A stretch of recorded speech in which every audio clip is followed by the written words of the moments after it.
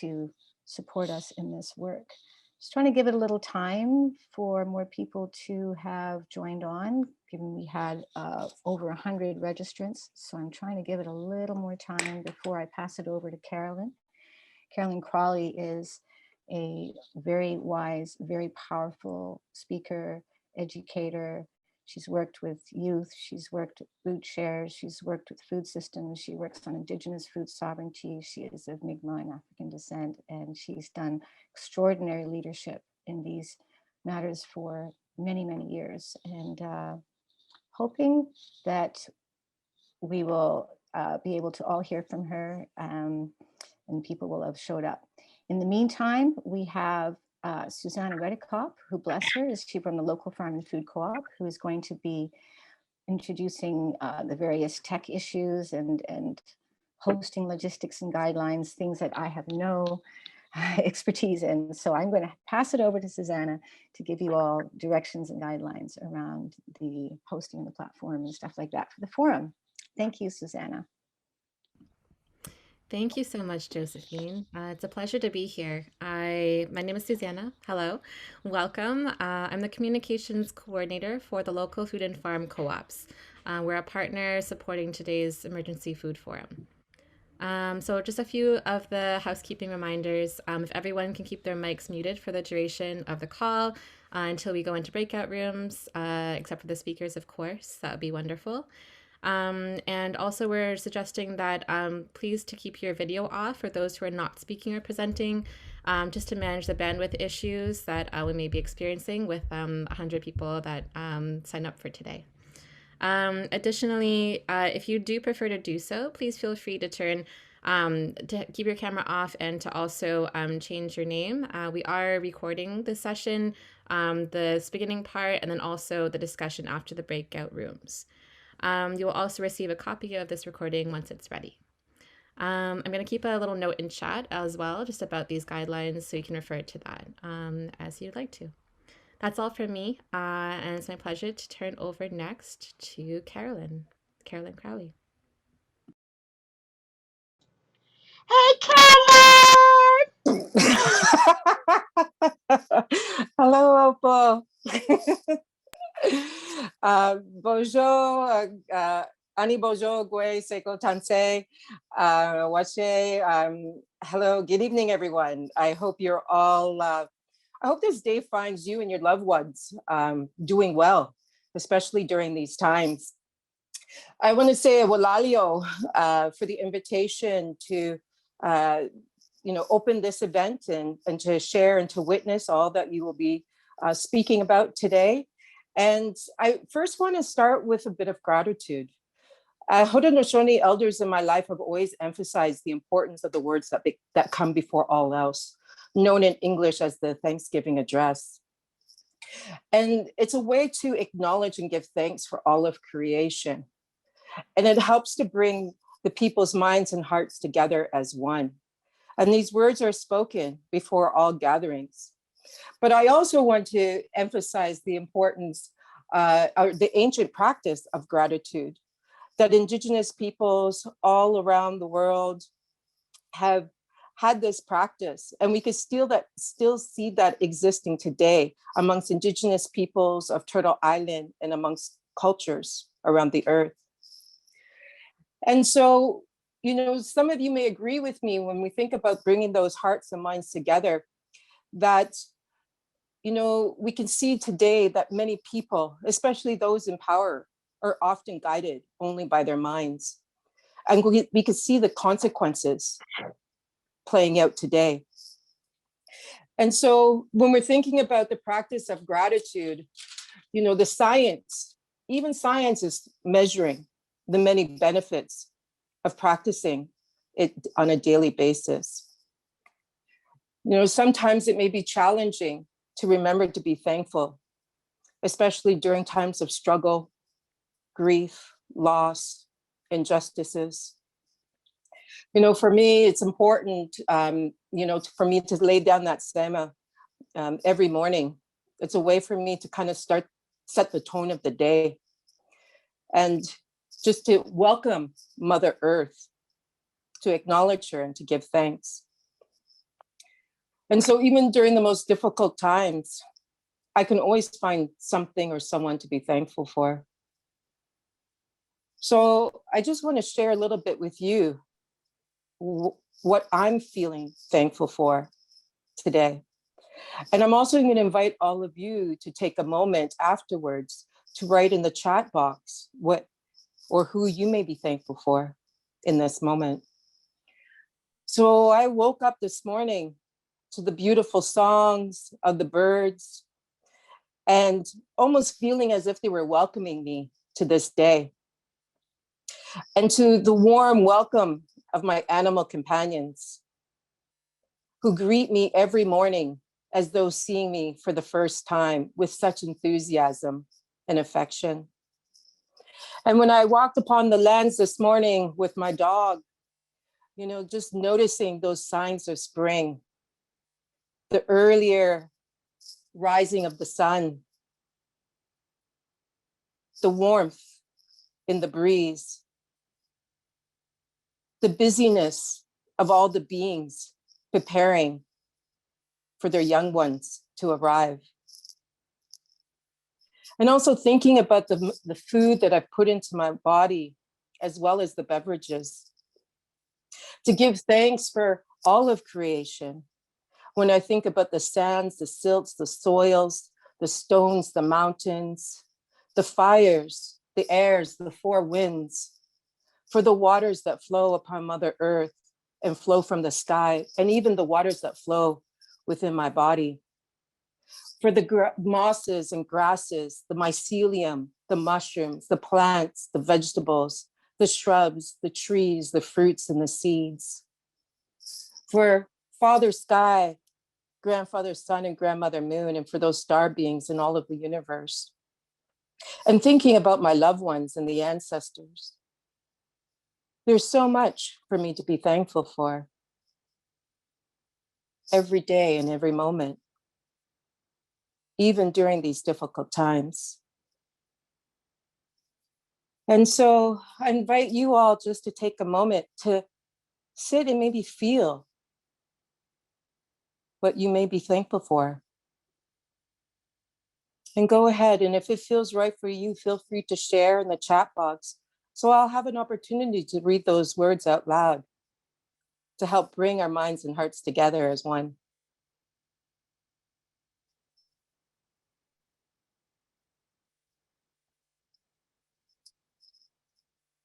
Thankful for the seed keepers.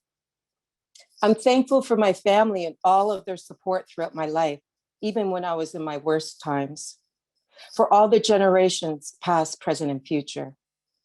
I have so much wonder and gratitude every spring, seeing the abundance of life, continuing the life cycle. There's so much to see. I also greatly appreciate my family for support and love through everything. Gratitude for the fruits of the earth. Thank you to the spring peepers for waking me up in the morning and reminding me what is important. I'm so grateful for all who showed up for this. You can ask Jody in private chat if you hear a food movement, human rights word or term you are unfamiliar with. Thankful for the rock behind my house and my luck for being brought here. Spring peepers too. So thankful for seedlings coming up now, for my community of caring, engaged growers.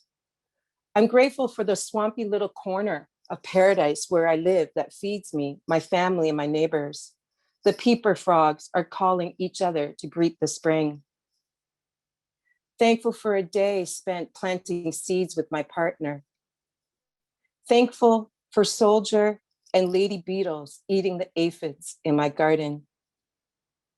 Thankful to be here as a clarifier.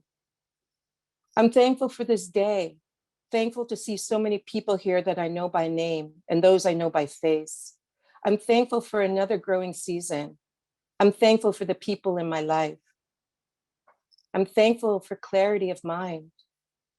I'm thankful for the sun today and to be lucky enough to have access to land, even a small city yard that I can steward. I'm grateful for soil and for the strong body that can garden.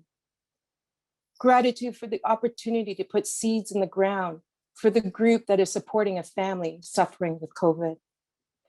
Thankful for my health and my voice and the strengths of my community, you all included.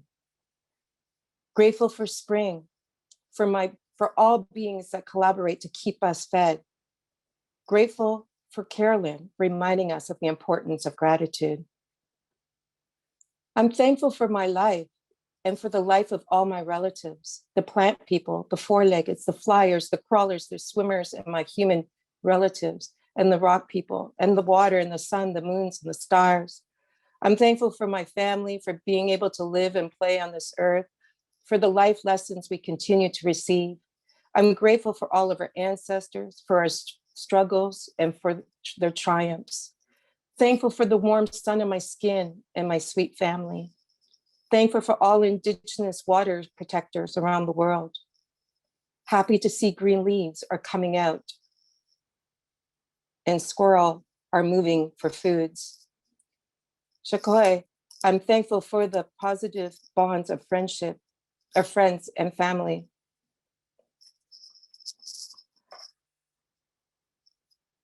So Walalio for sharing all those words of gratitude. I think we covered all those beings, even those I may have forgotten to mention. And so, we're gathered here virtually on the territories of the Haudenosaunee, the Anishinaabe, the Wendat, and the current stewards of the lands, the Mississaugas of the Credit.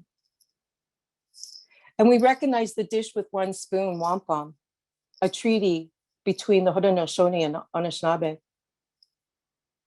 Treaty agreements are sacred commitments. They exist as long as the sun rises, as the grass grows and the rivers flow. And that's a quote that's common to this day. For there's no expiry date upon any of these treaties. And treaties were made way before the arrival of Europeans between nations. But treaties were also made between people and the plant beings and the animals and so forth. And they focus upon friendship and sharing and respect. Rick Hill, who I've had the pleasure to meet on several occasions, who's Tuscarora of the Tuscarora Nation of the Haudenosaunee at Grand River, speaks of the one dish with one spoon, wampum. And so I share some of his words about this treaty that we're all a part of. As long as we continue to live on these lands, whether through work, school, as we are all treaty people, for this treaty agreement is extended beyond the Haudenosaunee and the Anishinaabe. And Rick talks about that one dish that is filled with all the bounty of Mother Earth. And that dish is to be shared. And there's one spoon, not a fork, not a knife, because those have sharp edges. And as I mentioned, that treaties are about friendship. They're about peace. And that spoon has a rounded edge. And so everyone has equal share of that bounty. And it's important to take only what is needed. It's important to leave plenty for others. So when I think about myself, when I'm harvesting foods or medicines from the land, for example, berries, I'm making sure that I'm picking with that good mind, with good intentions. I lay down that sema, but also I state my intention of why I'm harvesting. And then I only take what I need. If there's only one small berry bush, then I will leave that berry bush for now. If there's plenty, I will take what I need and to ensure that there's plenty more, not just for the humans, but for all beings.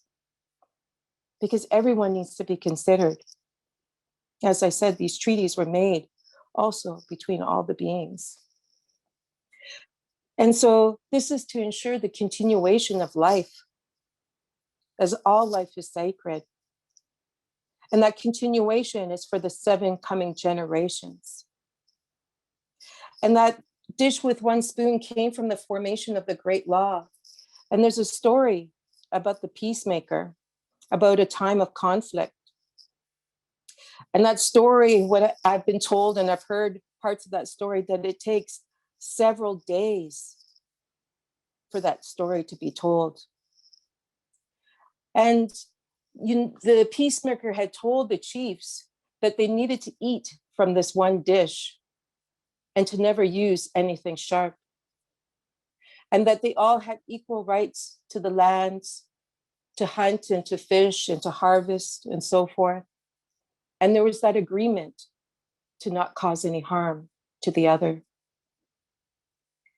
In the 1700s, the Haudenosaunee chiefs said to the English, as they shared this philosophy with the Europeans, and I'll read it: "We plant a tree of peace, and that tree is of the white pine, and open a path for all people, our hunting places to be one, and to boil in 1 kettle, eat out of 1 dish with 1 spoon, and so be one." So it's important for people to ask themselves how they honor this treaty if they are not from here, as we are placed with many people's ancestors originating from places abroad. These are lands, unfortunately, with brutal history, with the continual colonial oppression of the first peoples of these lands. So how do we come together in solidarity as Indigenous people, as Black people, as people of color, as well as allies and accomplices? And we're gathered here in one of those ways, by witnessing each other's stories and acknowledging our stories, by recognizing the similarities and appreciating our differences, by taking the time to build authentic and reciprocal relationships. And I heard that in that chat, people talking about the relationships they have with the people on this call. And so I have this braid of sweetgrass. When we take this 1 braid, there's 21 strands in the sweetgrass braid. And when we take 1 strand of grass, it's easily broken. And, an elder was showing this to me, this teaching, but when you braid all 21 strands, they're stronger together and not so easily breakable. And so we come here together on this day, representing that braid of sweetgrass, standing together in solidarity. So I invite you all to bring your hearts and minds together as you continue this journey in solidarity. Miigwech Walalia.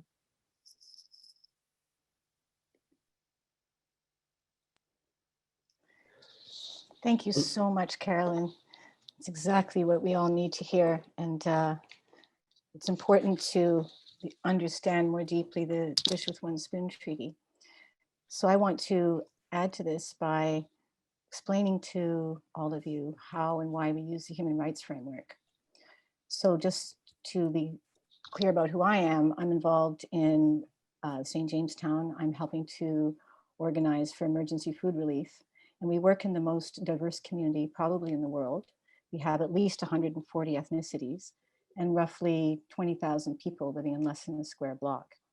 We've been organizing and working with community and building over the last 20, 30 years. And we've learned many things along the way.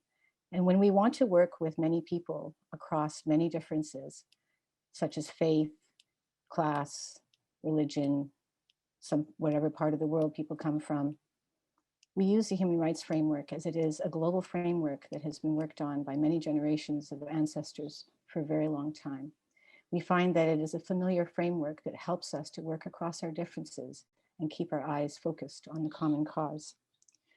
We use it as a method to organize our work, as a set of guidelines that helps us to keep in mind all the different rights that we're trying to achieve, because rights are interdependent and indivisible. It's been a very effective framework in our work. It allows us to continue to move together in a way that allows us to achieve our goals in spite of the many differences that people have in this community. It's been incredibly important to have had this framework and this foundation. It has allowed us to spring very quickly into action and work as a community with over 100 volunteers in order to start feeding people in a time of need. The human rights lens helps us in many ways, and it also allows us to hold government's feet to the fire. They've made many commitments. They have many UN obligations and treaties that they don't usually often share with people in Canada, but nonetheless, these are laws and rules and obligations that they're held to by having ratified these treaties. I just want to show you briefly the human rights to food. There are many of them. This document is also available on our community portal. So a really important principle, both when we're speaking with each other, but also when we're trying to achieve the right to food sovereignty, is that all peoples have a right to self-determination, to freely choose their economic, social, and cultural growth, and how best to use their natural resources. Each government is commits itself to work towards ensuring the rights of this covenant, especially through creating new laws using maximum available resources. And these rights are guaranteed to all people, no matter who they are. So this is very important to St. Jamestown, as you can imagine. We know that according to these treaties, this one particularly signed in 1976, everyone has the right to social security, including social assistance in times of need. Everyone has a right to an adequate standard of living, including adequate food, clothing, and housing, and the ongoing improvement of living conditions, especially the right to hunger. As you can see, there are many different rights, and you can study them later, that relate to the right to food, but the specific definition of the right to food, which has been agreed upon by nations and states and governments, is that food needs to be adequate, sustainable, available, that it needs to be culturally appropriate, that it needs to be nurtured and work within a sustainable ecosystem in order to ensure that there is food for people in the future. All these things are an important key part of the right to food. So when we were doing our food forum last year, we chose to take on the human rights framework as a way to present to government what our demands were. And we noticed that the Ontario Human Rights Commission had said, it is essential that responses to COVID-19 be aligned with Canada's international human rights treaties, domestic human rights laws, and the UN Declaration on the Rights of Indigenous People. The laws governing declarations of emergency in Ontario and at the federal level expressly recognize the importance of complying with existing human rights protections, even in emergency circumstances. The pandemic also offers a generational opportunity to more effectively realize the rights protected in the International Covenant on Economic, Social, and Cultural Rights. It makes it clear that human rights law requires all Canadians, children and future generations are entitled to healthy food, clean water, and a safe environment. So this shows that, our governments are in fact obligated to listen to and support and allocate resources towards the demands that we're making around food sovereignty. We included in this letter also the Dish with One Spoon Treaty mandate, the Covenant on the Rights of the Child, economic, social, and cultural rights, the Declaration on the Rights of Indigenous People, and the UN Decade for Peoples of African Descent. All of these are also sort of encompassed with and within the 17 Sustainable Development Goals, which Canada has also agreed to as part of the Paris Accord, and all the domestic policies that Canada has committed to uphold, fulfill, and protect. So for instance, Toronto has signed on to the Milan Food Pact. It's signed on to a GrowTO strategy. It's got a bunch of different policies, but these now need to be activated and animated. The federal government has recently started a food policy council, and we're heading towards a UN summit on food security and food sovereignty that I think is a really important opportunity for all of us to be able to speak out and make sure that Canada realizes that the world will see them if they're not going to work with us to fulfill our right to food sovereignty. So these are important things that I hope that we can be discussing and thinking about as we move through this summit, and paying attention to both each other's rights and right to respect, mutual respect, regardless of our different aspects of life, our different worldviews. It's also very helpful for us to know that it is our responsibility to work towards these rights and to demand them of our governments and civil society, because after all, we elect them, we pay them, they're supposed to work for us as a public service. So these are what is behind many of our demands in the open letter. And these are things that we hope people will keep in mind as we work through this forum together and figure out all the things we're going to be doing together to make a better food system a reality. So thank you everybody for listening, and do, if you need to, take time to go and find more of the information about these things on our Emergency Food Forum portal, which you all have access to. So keeping human rights in mind for everybody's comfort and enjoyment of this forum will be a very important aspect of managing the many different diversities. And it's also very helpful, by the way, to those of us who are mixed race and come from multiple genetics and multiple ethnicities, when everybody gets along, because it's kind of triggering for us when people start, you know, standing off and doing the divide and conquer thing. And it's a really, really important way for us in our community to always be able to overcome those divide and conquer reactions and stay in a state of unity and harmony as we pursue food sovereignty. Thanks so much. Excellent. Thank you so much, Josephine. Really appreciate that. And thank you so much, Carolyn, for your wonderful opening. I'm really grateful to both of you. So I'm going to take the next 5 minutes before I pass it on to Lily to just sort of talk about a year in review, almost where we were about a year ago. And where we are currently. So last year we held the Emergency Food Forum just at the height of the pandemic, at the beginning stage when everything was getting ramped up back in March of 2020. And what we sort of drilled down on and kind of wanted to focus on was this idea of two crises happening simultaneously. You have the first one being, of course, climate change, the second one being the pandemic, and both almost had pinpointed our already struggling food system in the crosshairs. So on the one hand, with climate change, this is a very much an ancient story. We've been using the land for farming for thousands of years, often en masse in a way that depletes the topsoil. And that topsoil is the very thin skin of earth that separates human life from catastrophe.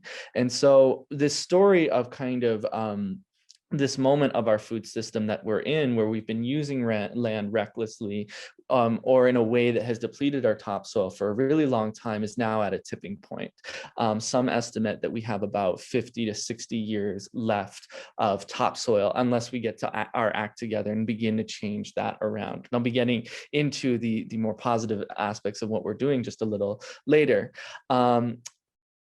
The second part is the pandemic. So the pandemic is wreaking havoc on our local food system in a variety of ways, but I wanted to focus on a couple in particular. The first one I wanted to focus was on those already pushed to the margins of our society are also pushed to the margins of our food system, and conversely are deeply affected because of how they operate in the food system by something like a pandemic. In particular, we looked at how migrant workers, how others on the front lines of our food system, who are often those of African and Indigenous descent, often those who are economically marginalized, the elderly, people who society had marginalized, were being marginalized by the pandemic and the food system together. So we were focusing on these kind of, and another group, of course, was farmers as well, especially small scale local farmers doing the excellent work of regenerating our soil and participating in a different agricultural system were deeply struggling with the effects of the pandemic. In particular, crops that had been planted and were ready to harvest had to be plowed under, because farmers could simply not get people out to their farms to work the land during the conditions of the pandemic. So it was this kind of twofold crises with our food system, our local food system, that we wanted to transform in the crosshairs of this these twin kind of crises, gave rise to our sort of twin approach to how we address them. The first approach, which is the advocacy and action piece, Josephine has highlighted. Based on our human rights framework and also the Dish with One Spoon, we released an open letter demanding of our governments, or asking our governments to participate and walk our talk with us in transforming the local food system. The second, which in a moment I'm going to pass over to Lily, is focusing on getting boots on the ground, actually helping farmers who are struggling within the pandemic be able to produce food they need, and as well as on the other side of things, making sure that healthy food, that immune boosting food, gets into the communities that that require it the most, the communities that are suffering the most from the pandemic and are at the front lines of our works. So with that, with kind of this idea of this crisis in our minds needing a twofold approach, one more advocacy and action piece, and the other one an actual sort of boots on the ground approach, I want to turn it over to my wonderful coworker and colleague Lily to talk about what that actual boots on the ground approach has been. Hi, Nolan. Thanks very much. I'm going to be sharing my screen so I can show people the website. I'm sure many of you have already seen this website, or I hope so. It's the EcoJust Food Network website. And basically, like Nolan said, we created the website to help connect local farmers with people in food insecure communities so that we can start meeting the complementary needs of both groups.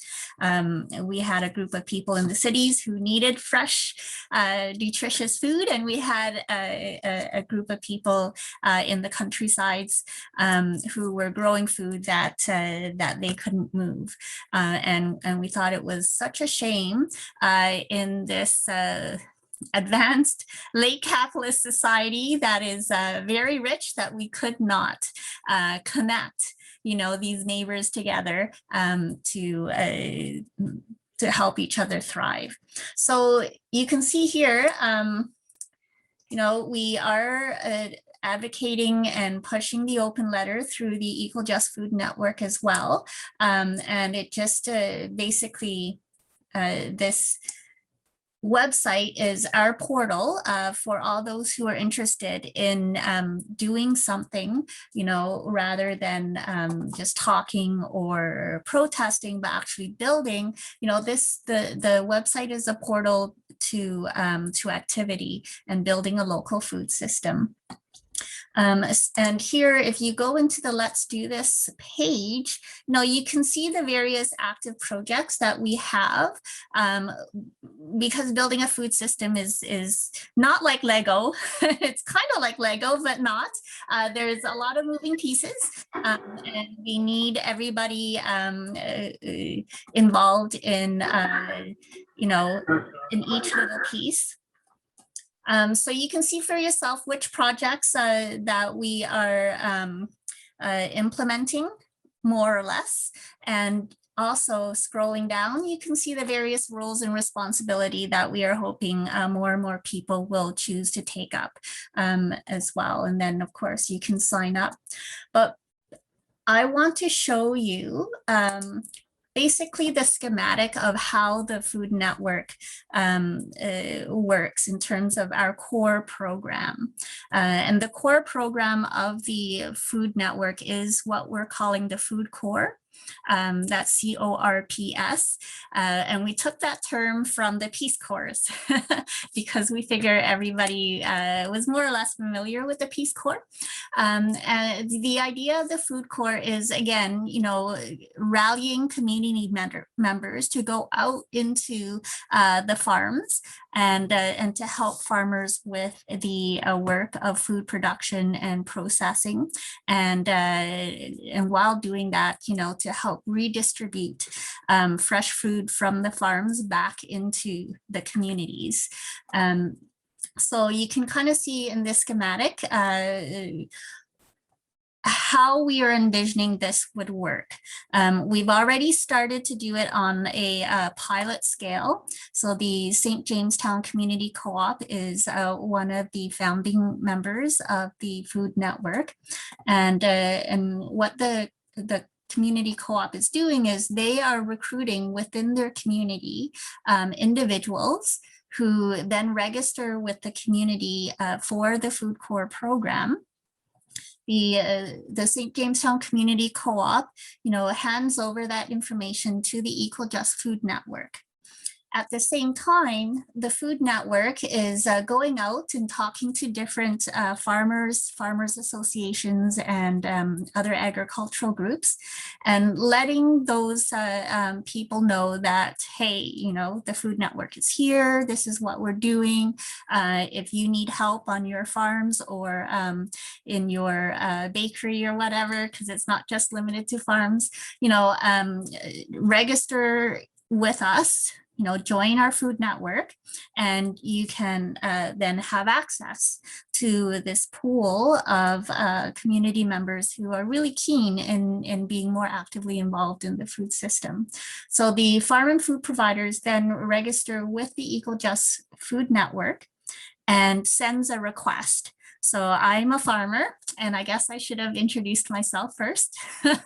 I started farming in 2020, and this is the start of my second growing season. And to be honest, the Equal Just Food Network has been a godsend for me. And this season already, we had one farm work trip, and I got my arugula planted. I got my swale further developed, and I got a real good head start on my vegetable washing station, thanks to the Food Network. So I had sent in a request to the Food Network that, I needed people, and this date was a good date for me, and I estimated the amount of time and the amount of people that I would need. And so the Food Network took my request and broadcast it out to all of the members in the Food Corps, and interested people who were available that day, signed up, and the Food Network organized all the logistics of it. And then on that day, those individuals went over to the farm, did the work, had a ton of fun. And then at the end of the day, the farm sends the back to the Food Network information just confirming that this is what was done, this is how many hours these people, did show up. And the reason why we want that confirmation is because we're not just creating a new food system, we're actually creating a new economy, one that hopefully will be more just and equitable, and that will truly not only generate wealth, but redistribute the wealth so that no one is left behind. And so we are working on developing alongside the Food Network a time banking system where people who are devoting their time helping out the farms can earn time dollars, with their labor that they can then spend within their community, and so generate that demand for goods and services that underlines any economy. So I'm not sure how much longer I have, Nolan. I can go on forever about the time bank, but we will be discussing time banking in more depth, as we go along in the food forum. So so I don't want to kind of shoot the gun too early, but this is basically, the Food Network as it is. We are piloting it, and we are seeking more members, both to be part of the Food Corps program, but also more people to help us develop it in the back end. So anyone who's interested in that, please go to the website. There's lots of ways to sign up, and we'd be glad to have you. Excellent. Thank you so much, Lily. Really appreciate that. The food corps isn't one of the projects I'm really excited about, and great for anyone who just kind of wants to get their hands dirty and get involved with helping transform our food system. I'd like to now invite Yasmin to share a little bit about who's in the room today. So talk a little bit about all of y'all, and thank you so much to everyone who filled out the survey, because that is what we're going to use to look at this. So without further ado, I'll just ask that Yasmin come up, please. Sorry. Hi, everybody. One of our partners, Roxanne Cohen, who I don't think she's here right now, but she put together this really excellent presentation about who's in the room. So we have folks from, I actually wrote myself notes that I don't think I can look at while I'm sharing the screen, so I'm gonna try and do it without them, and also not talk for too long because there's so much information that came out of this. So we have folks coming from across Ontario, from as far as Ottawa to Dryden and Manitouwadge, a lot of folks within the Toronto area, the Greater Toronto area, including our like the rural lands. We've got lots of farmers. Including Grey County. So while the majority of us grew up in Canada, we've got participants from across Europe, the United States, as well as Guyana, Bangladesh, and Taiwan. And we've got ancestral relations from around the world, from Iran and Azerbaijan, Moldova, Jamaica, El Salvador, across Africa, as well as those indigenous to Turtle Island. Lots of folks are taking on lots of different roles within the food system. A lot of us who filled out the survey work in advocacy within the food system, but we've also got lots of growers and farmers here, academics, those with nutrition backgrounds and working in food rescue and waste prevention, as well as some who are just really interested in sustainability. In terms of organization affiliations, we've got lots of folks coming in from the Toronto Food Policy Council, local food and farms co-ops, Ryerson University, the National Farmers Union, as well as some community gardens from Prairie Drive Park in Dufferin Grove, and even the Grey Bruce Center for Agroecology. People are working on a lot of different solutions to just the general food crisis that we're in and the climate chaos we're experiencing.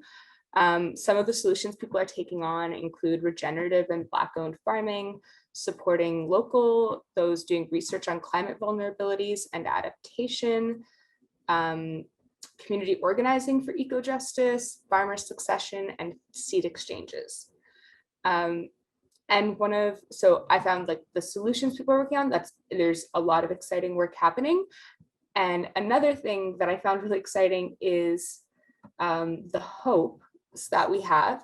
So we hope to feed our friends and neighbors, to support and secure land access for our Black and Indigenous community members, to revitalize the commons for food gardens, to end food waste. We hope to plant, to address the root causes of food insecurity, to establish universal basic income and status for our migrant workers. We want to learn. We want to ensure power remains with the people and not corporations. And we hope for food sovereignty, which is a topic that's really heavily explored in this survey by those who submitted. And within the these sliding charts that you can find at that community center homepage for the Emergency Food Forum. And so some things that came up in terms of food sovereignty, we're really thinking about what it means in relation to access, participation, respect, and freedom. And so I really encourage everybody to take a look at the survey, to look at the survey results, as well as to fill out the survey and have your own voice included in this. We'll probably do a longer review of what this survey included in one of the following sessions. But there's a lot of really beautiful and important information. And you can find that either in the email that you received about the event or again on the homepage. So I think that's all I'll say for now, just being cautious of time. Oh, thank you so much, Yasmin. And thank you to all of you for letting us know about all the great things that you're up to. So we're now approaching the second part of our evening. We're getting close to the breakout rooms when we get to talk and hear from all of you. It's really exciting. So I'm just going to call Susanna to do a little bit of housekeeping on the breakout rooms. And then she's going to pass it on to Dragos, who's got a wonderful exercise to get us thinking about which breakout room you might want to go into. So without further ado, I'm going to turn it over to Susanna. Thank you so much. Wonderful. Thank you, Nolan, and thank you, Yasmin, for that really great going through all of those survey results. So I'm going to be putting up a poll for everyone to participate in to let us know you're able to vote to be able to see which breakout room you're going to be joining after the break. We'll be taking a break after Dragosh's exercise. Just keep in mind that all these groups, with all these groups, we'll be using the Human Right to Food framework as well as the Dish with One Spoon, not only to talk about the significant issues that we're facing, but also to be starting to assess opportunities, the intent to come out of this time together, organized and ready to act. So I'm just going to launch this first poll now. So you should see that. Yeah. Okay, I see that there's some votes coming in. So please vote for what breakout room you're most interested in. And the exercise that Dragos will be doing will be to help people come up with subtopics and questions for the breakout rooms. Okay, so I'm going to turn it over to Dragos for the exercise that he's going to run with us. Hi, all. I'm Dragos. I am very grateful to be here with you all today and very excited to be doing this exercise together. So it's a little writing exercise. The rules are pretty simple and we're only going to be writing for 4 minutes, but I'll just go over the rules a couple of times just so we're all on the same page. So ideally you'll want to grab something to write on and a writing utensil. So you can take the time to do that whenever you get a chance. You could do it on your tablet or, they have those softwares where you can kind of write on them. Feel free to modify this for yourself, but keep in mind that like the physical process of our writing might inform the thoughts that come out and that we put down on the page. So I'm writing on paper because typing is just way too fast for me. And the physical act of writing really slows me down. And I might even get a little wild tonight and just write in cursive, just for those nice buttery transitions between the letters. And by the way, don't worry, you don't have to share this writing. So please feel free to write. You can write in a language other than English. When I do this exercise in the past, my Romanian immediately jumps out. That's my first language. So that can be a bit of fun as well, seeing what comes out onto the page. So there's 2 main rules. The first rule is that once we start writing, we're not going to stop for the whole time. So once your pen hits the page, it's not going to come off the page until the end of the whole 4 minutes. And the second rule is that you just have to keep writing the whole time. So the pen is on the page and you have to keep it moving the whole time. So even if you're writing, I hate this exercise, it's so boring. What was that guy talking about? He was kind of weird. That's okay. You can write stuff like that. Whatever's coming up in your head can go on the page.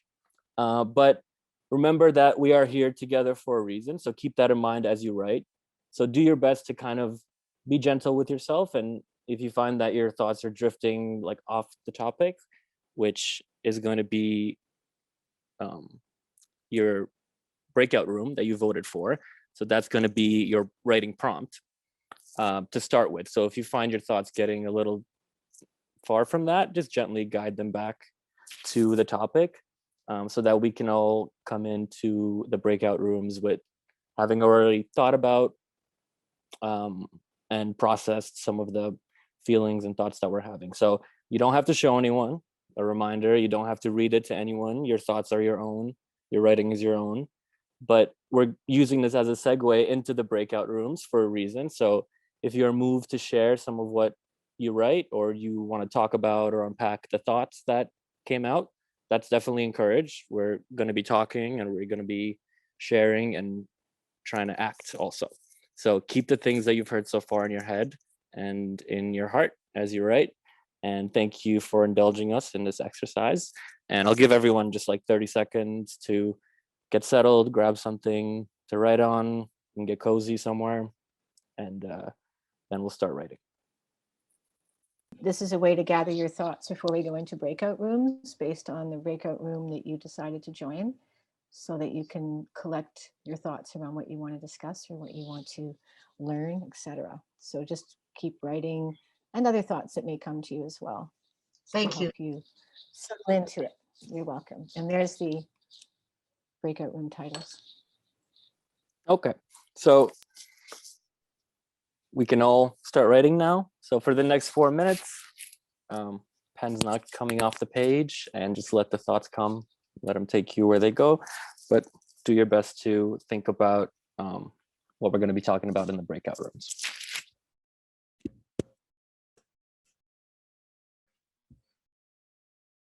Excellent, everybody. So thank you so much for doing that exercise, and thank you so much, Dragos, for making that happen. That was a great exercise. It felt like my thoughts are flowing much more easily now. So without further ado, it's 7:35. We're going to be taking a 5-minute break. So relax, stretch, and just enjoy yourselves for 5 minutes. We'll reconvene at 7:40. So we'll see you in a little bit, and thank you so much. So the breakouts will last till about 8:20. We're going to reconvene at 8:20. So we have a good 40 to 35 minutes to talk to each other and to get to know each other. And then we'll be coming back at 8:20. And Yasmin and I are going to lead a little report back.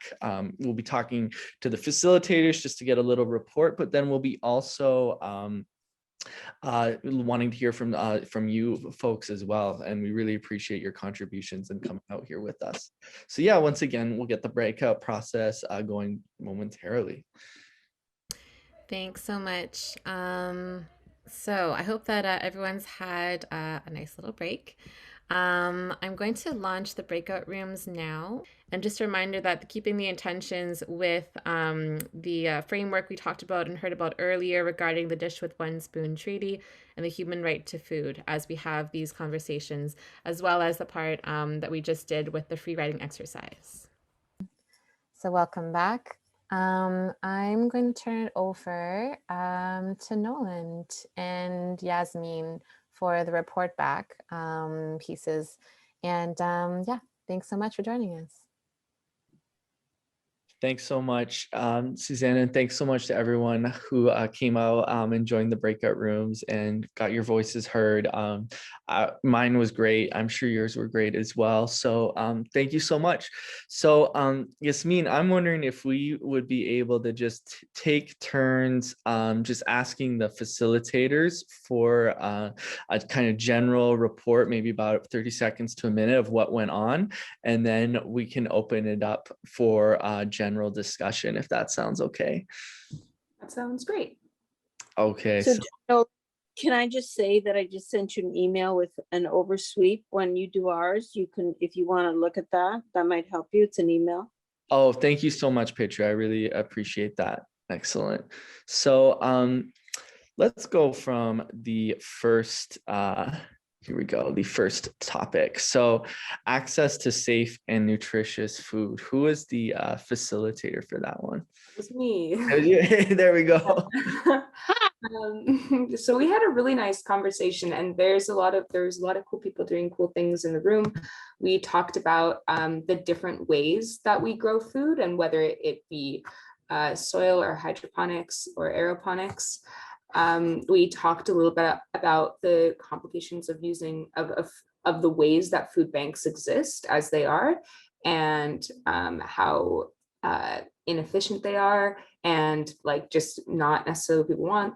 They don't prioritize the people. They really just prioritize I guess like churning out numbers. I'm not actually exactly sure. I guess getting food out there, but not based on needs necessarily. And we talked a little bit about access and what that means, and just the challenges of living in capitalism, and how we can start to like overcome systems that prioritize profit over people, and that require people to, you know, have money in order to eat and survive. So yeah, I think that's our 1 minute overview. Awesome. Thank you. Sounds great. Next up, I have the second group, which was Ecological Consumption. Who is the facilitator from that one? Sierra or Dragos? That was, Yeah, sorry, I have notes. both of us. Yeah, and you go ahead, Sierra. Want me to read? Okay, I'll go. So first we defined amongst us what eco-consumption is, which we wrote, obviously not polluting, but also growing food in our area, from our area, making sure we are eating and consuming according to what's local and what's native to the area. If we choose to eat or buy or get produce from other places, being sure that the people from other places who are growing are treated fairly for their work and are you know, get proper income, get like no pesticides, herbicides, all that sort of thing.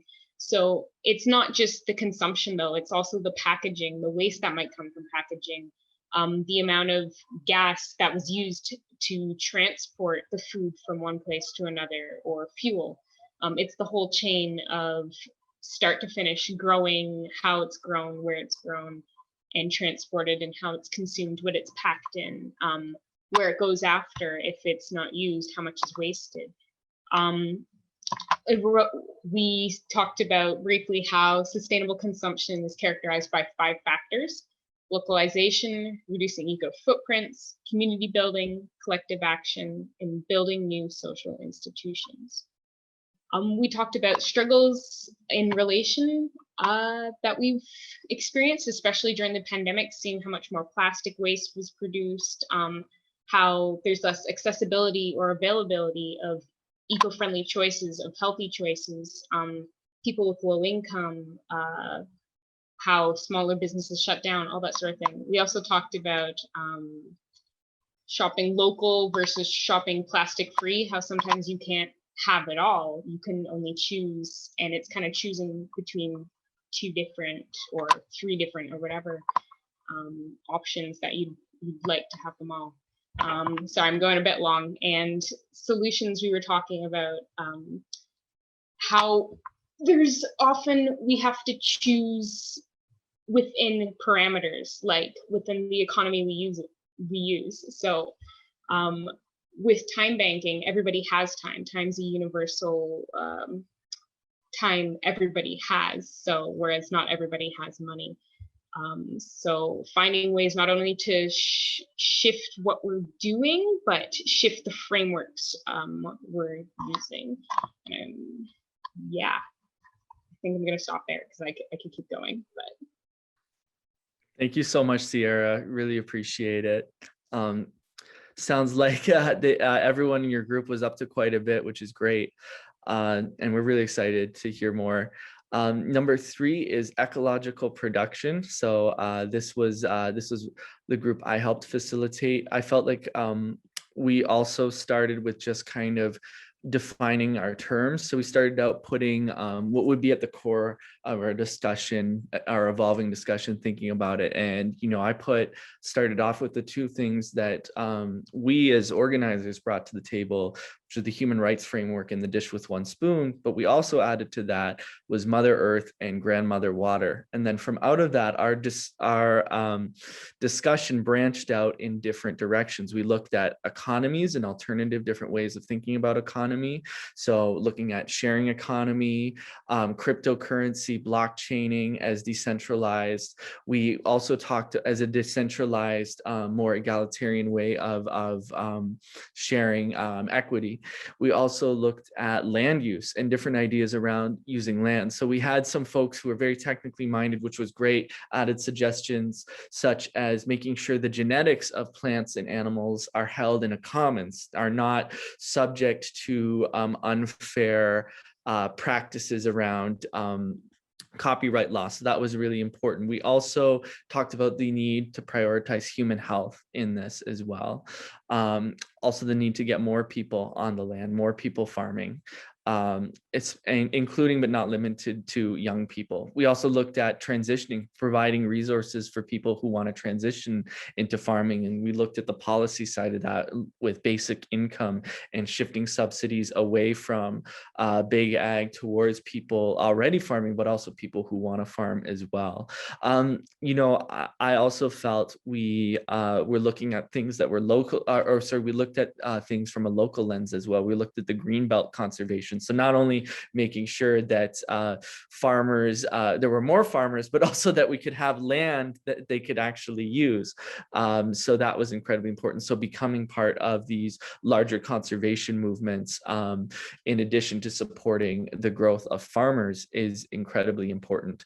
And then an interesting idea is that we need, one that was raised was this idea of a food system that fosters a bioregional identity, which I felt was really, really important. So this idea of respecting the identity of the biome and of the region was really incredibly important. So this is just, I'm missing a lot because I don't want to take too long, but it was an incredibly important conversation. And we're hopeful that after all of this, people will have a chance to look at it and then, of course, participate as well.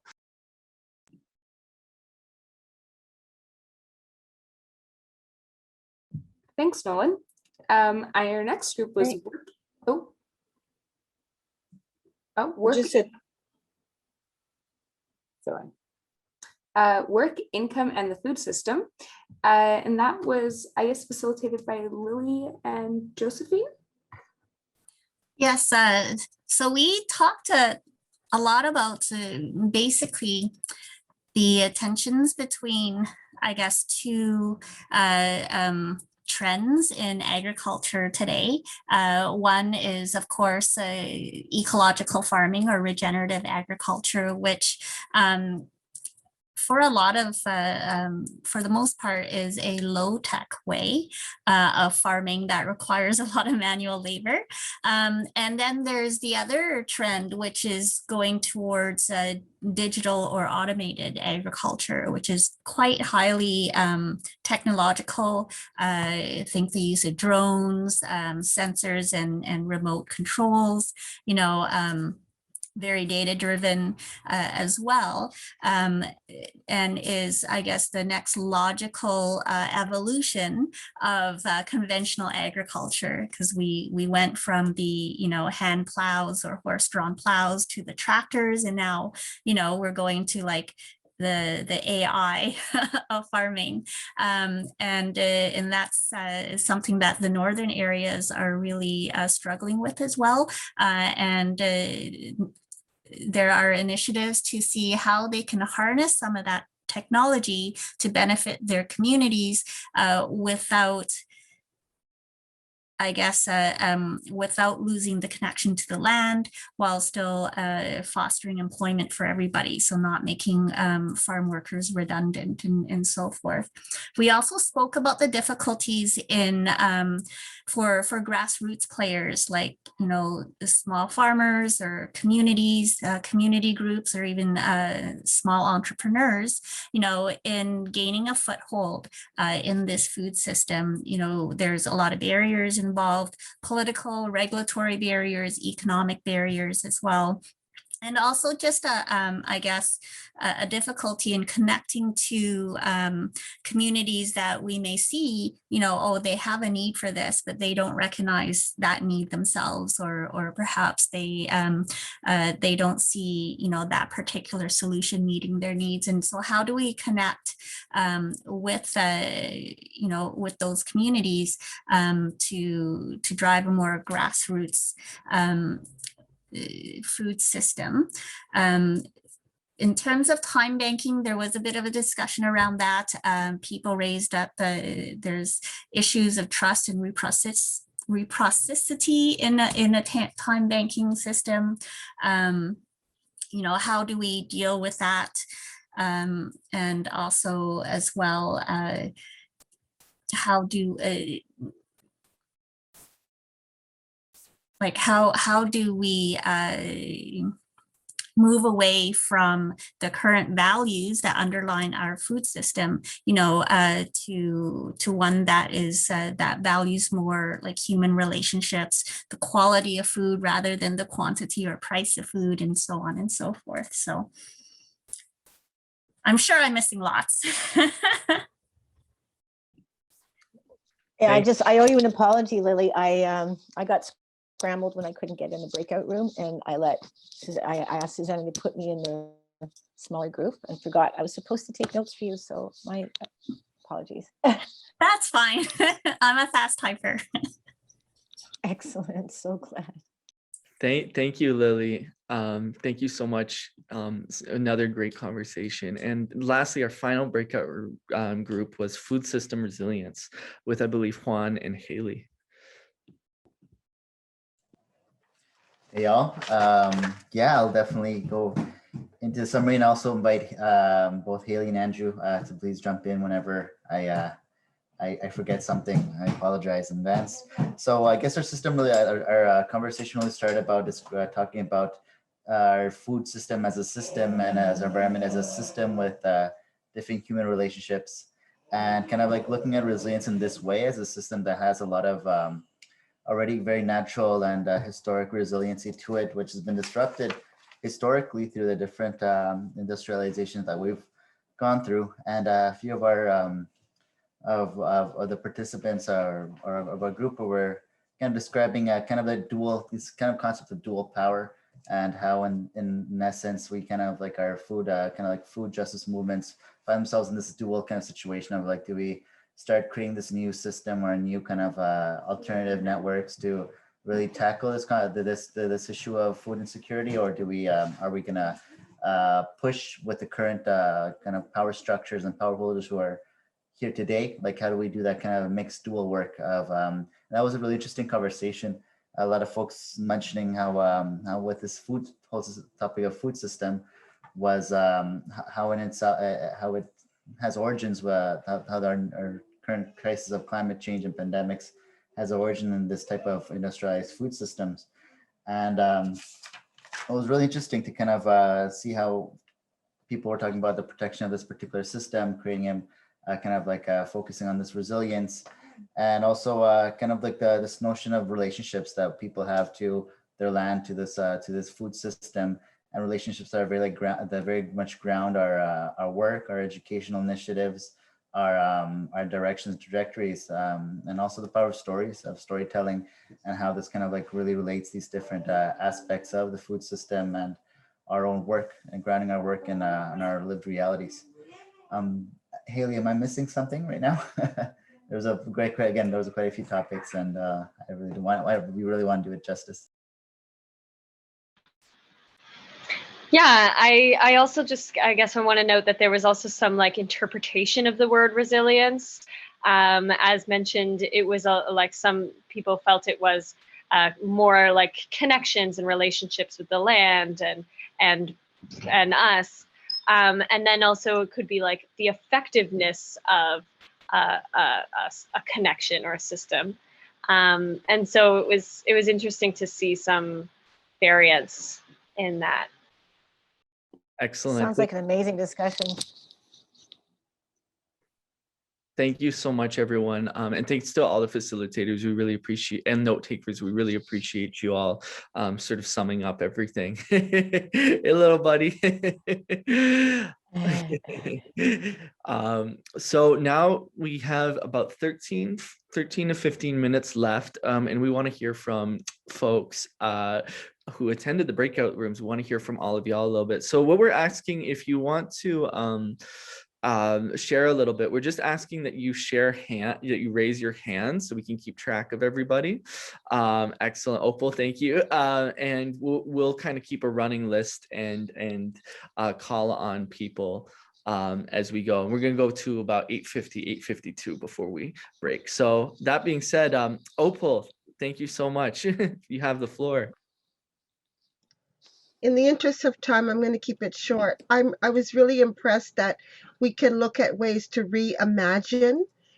And one of the things that came up was that maybe looking back to the past before plastic, and trying to figure out ways past, the dangers of the pandemic, to look at ways to be more ecologically responsible. Mhm. Thank you. Benjamin? Just to follow up on that, we're going to be working on a plastic-free food distribution model. There's some companies that work with like wax paper, for example, and things like of that nature. So try and get rid of, to allow a local option and a plastic-free option, as opposed to having to choose between one. Thank you, Benjamin. I have a Lowell O design. I apologize. Yes, sorry. Yes. Sorry. Yes, I'm gonna start it's Lowell. Lowell. Yes. Yeah. I'm so proprietor architect, but I'm gonna be writing some articles with the Toronto East End Climate Collective, and I'm gonna theme it over a course of it comes out every 2 weeks as an online newsletter, and the topic of soil. I just want to share. This is kind of timely. So the microbiome of the soil. It's sort of the buzzword now. I think the documentary 2040 and also Kiss the Ground. They're both 2019 or 2020 actually. Even the 2041. Actually, both 2019. And so the microbiome of the soil is related to the microbiome of our gut, and to fix our soil. So that's one. And then the what else about the soil? I can't remember. Oh, I'm sorry. The anyways, and then also the harness, the ancient technology of ramped earth. Actually, there's contractors out in Peterborough that are revitalizing that tradition and more modernizing it. And because when you have ramped earth, when the sun hits it, if it's an interior wall, it will give thermal mass, and throughout the evening, the heat will dissipate. Oh, and the soil, the earthen, is it the earthen? When you walk on soil, grounding is the buzzword. Yeah, that's the other. When the person is in contact with the soil, you get a negative charge, and that is what living things need. Unlike metal, which gives you a positive charge, and I don't think we need that. So and then when the soil is when the walls or the earth in an interior space will absorb the moisture and re-release it into and purifies it before. So that's the power of soil. Thank you. Thank you so much. Does anyone else want to speak?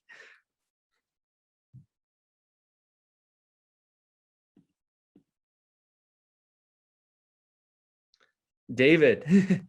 Yeah, I think one thing we haven't mentioned and is on my mind is we've lost our connection with the sacred. And we sort of alluded to it with the Mother Earth and Grandmother Water, but I think if we and I think that was what Lowell was referring to too, when we put our bare feet on the soil, we're creating a spiritual connection to the earth. And I think if we can retain that, I think that will literally ground us. And so I think that's just something to remember. Absolutely. Thank you. So we've got about 8 minutes left, so don't be shy if anyone else has any thoughts. Yes, thank you. My name is Shah. So I would like to add something. As in the group, I told about compost, because compost makes the soil more healthy. And also not only compost healthy, it gives a cover, remulching. So the mulching helps to retain the moisture. And also soil, it support the plant to grow. and also getting the nutrient. So if our soil is nutrient and soil is more fertilized, then we can grow more healthy food, nutritious food. So that's why we need to give more importance for the preservation and conservation of soil. So that's why we need to avoid to use the fertilizer, chemical fertilizer that is not helpful, not for health, not for the environment, not for human life also. So that's why we need to look after the soil and also soil ingredient. If the soil is clay soil or loamy soil or sandy soil, so that's why soil characteristics also is very important. So that's why we need to make more research on soil, because some speaker mentioned that we have a thin layer of soil on the top soil. This could be vanished in future. Maybe somebody told 60 years or like this. So that's why we need to conserve the soil. To conserve, we need to more organic materials, that is the compost that is coming from organic materials. And organic materials from organic food is also very helpful for us, and to develop our immune system. As I mentioned in our group discussion, that we need more immune system to be developed in this pandemic time also, to protect our health from the virus to attack. So that's why I'm talking about to make good soil, good food, healthy food, nutritious food. Thank you very much for allowing me time. Here to that. Thank you, Shah. Thank you so much. Next up, I have Lily, and then followed by Josephine after that. I just wanted to follow up from what a few people have said, including David and Shaw, and I'm forgetting names already. But I think that, like, from what I'm hearing a lot of people talking about, you know, is really that we need to really understand how nature works, because that's where a lot of the solutions lie, not only in terms of mitigating or reducing the severity of climate change, you know, but also in addressing our own human health and well-being needs. And I think that the only way that we can really resolve, I guess, the crisis that is facing us, which, you know, is a huge part of the drive towards technological solutions, you know, which, you know, we shouldn't discount. However, those technological solutions are very much double-edged, and, you know, at the same time that we're being driven to seek technological solutions to the very existential crises facing us, you know, we're also seeking ancient knowledge of the earth to guide us back to rightful relations with the earth. And the only way that we can square those two, I believe, is if, as David says, if we resurrect, you know, our attitude of sacredness towards the earth. Because if we view the planet as sacred, as much an integral part of us as our hearts, you know, then whatever technologies that we choose to adopt as a society, you know, will be in accordance with the health of the earth, and our attitude of sacredness towards the earth will drive our motivations and efforts in trying to understand her in a very deep, deep way, and to understand our role in the earth in a deep way. So I just wanted to throw that out there. Thank you, Lily. I really appreciate that. Thank you for drawing it all together. And Josephine, pass it on to you. Sorry, I just want to say briefly that I've noticed that so many of the ideas that folks have, there are so many things that people are wanting to work on or trying to work on. And so much of the time it's old sets of rules, old regulations, old systems that are preventing us from moving forward. So as we're working through this forum, it's one of the reasons why we have sort of an advocacy stream, is to also start thinking about where are the systemic changes that we need to make in order to allow these ideas to flourish, in order to allow us to have the time and space to treat the earth as sacred even, or the time and space to make responsible choices and work with food, you know, with the amount of time it requires to do so in a really healthy and responsible way. So things like basic income, changing, you know, how food is handled within the economy.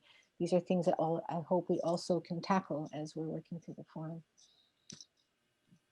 Excellent. Thank you, Josephine. Steve, I see your hand up. Yeah, I just wanted to throw in, it kind of intersects with most of what everybody talked about in the summaries of the breakout groups. But a friend of mine who's a food geographer studied cultures of resistance, specifically like quilombos in Brazil and elsewhere in Latin America. And we kind of were thinking about it, and we kind of decided that we ultimately, like the global north needs to embrace, you know, peasantry and subsistence. And we kind of have to develop the language of that being okay, instead of existing within a hegemonic system where, you know, more technology isn't necessarily a good thing, because we can clearly see that's not the case. Thank you. Thank you so much. Really important point, especially around cultivating different ways of speaking about it, communicating a different language for this. Am I missing anybody? Let's see. Oh, 8:50. So if anyone, if we're all good and we're all letting our thoughts stew and percolate a little bit, we have about 10 minutes left, and we do not want to keep you going too late at this. So I'm going to turn it over to Yasmin to talk a little bit about next steps. Hello again, everybody. So thanks for coming to our first session, and we've got our second one next Wednesday. Just in the time in between, like Josephine mentioned, there's lots of resources. There's the registration package.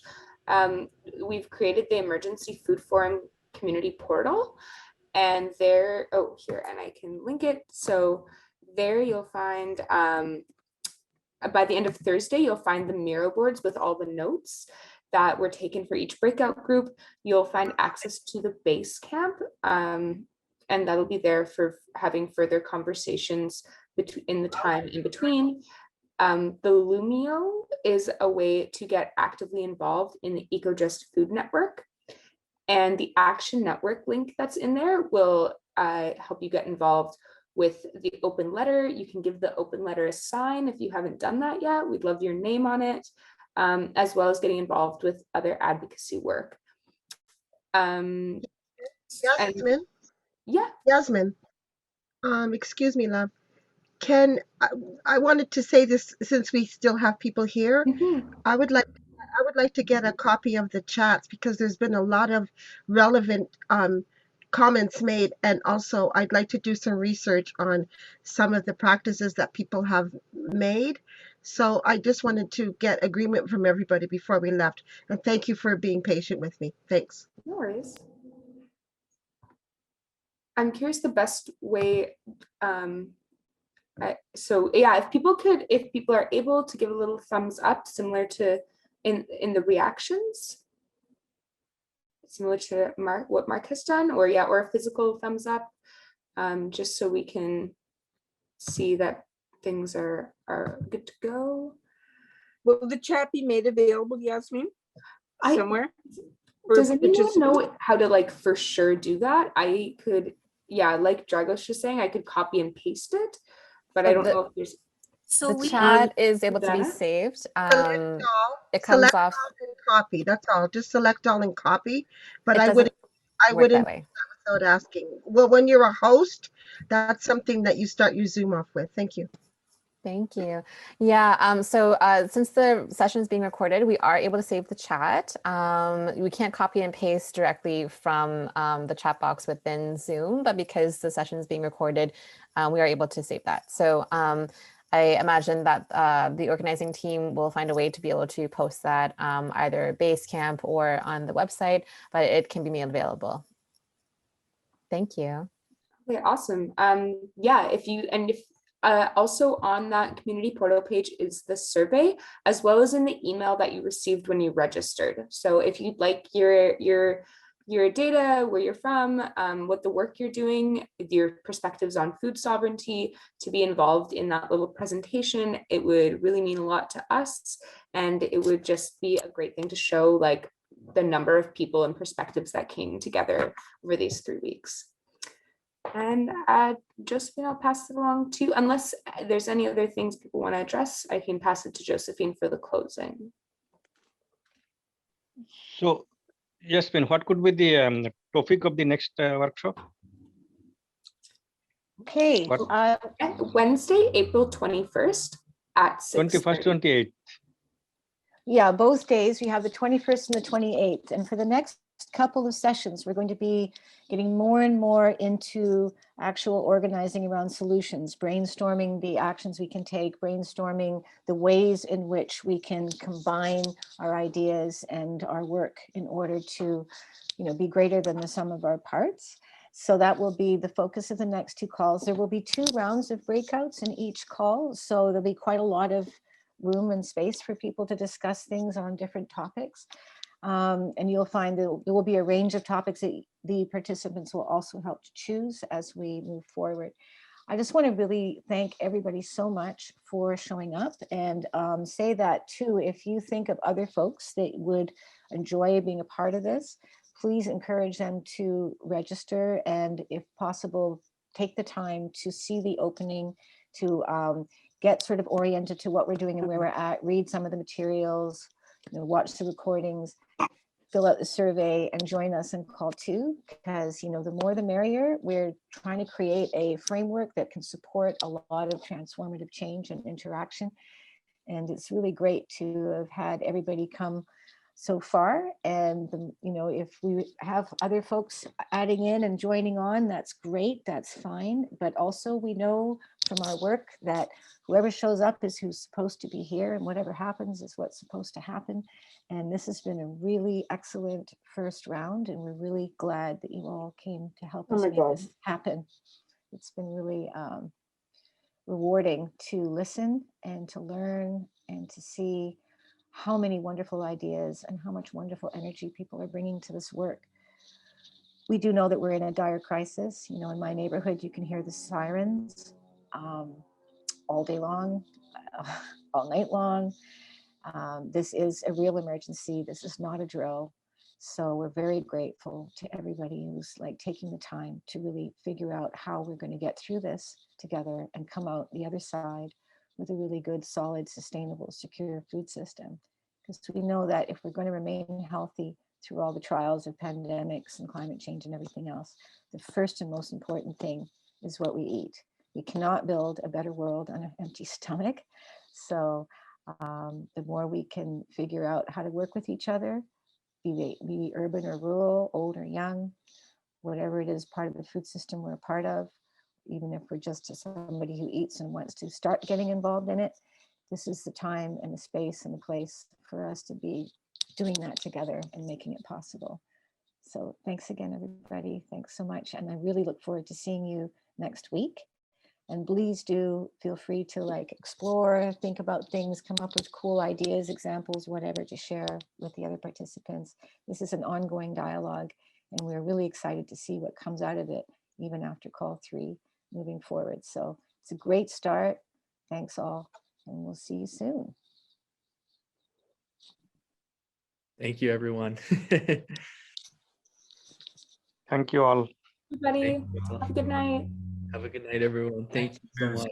Great session. Thank you and good night.